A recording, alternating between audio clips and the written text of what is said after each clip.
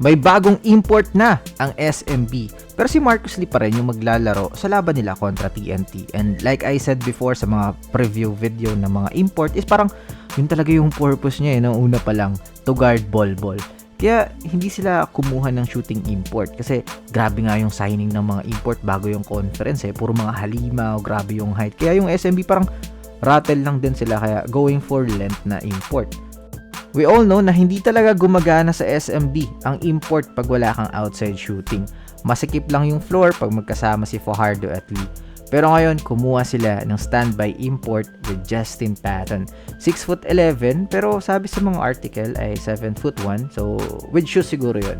And in fact, so naging teammate siya ni Kobe Paras sa Creighton University noong 2017 season sa NCAA.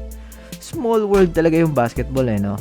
Tapos kung maganda ipakita niya, tapos ibabalik siya next year, tapos nagpa-draft na si Kobe, full circle moment no? Tapos maging magkakampi pa sa SMB. Grabe naman yun!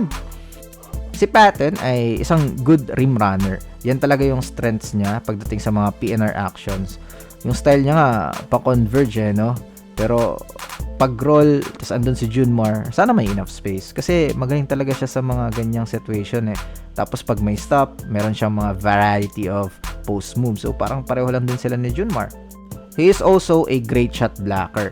And ang maganda sa kanya, he can switch up places sa mga guards. Di ba nakita natin, si Nokum nagsiswitch kay Bolbol, kanina kay Marvin Jones ng Meralco.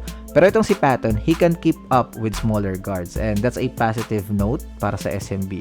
And isa sa mga underrated elements sa laro niya is yung kanyang passing ability, especially kapag nasa poste siya. Ang problema na naman dito is yung outside shooting. Yes, merong mga clips na tumitira siya sa labas, pero he is not consistent and hindi siya high volume shooter unlike kina Chris McCullough at Benny Boatwright. Siguro, ang importante is tumitira para sa SMB. Though ang numbers niya is noong nasa NBA is 25% only from the outside.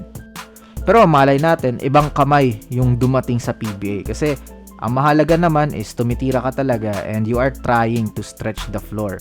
Sa mga clips niya, meron naman siyang nakatayo lang sa corner, tapos pag pinasa sa kanya, he will set his feet and titira naman talaga siya sa 3-point distance Yun yung importante ngayon. Unlike na si Lee, wala talaga sisingit lang, tapos haharangan pa yung daan ni CJ Perez.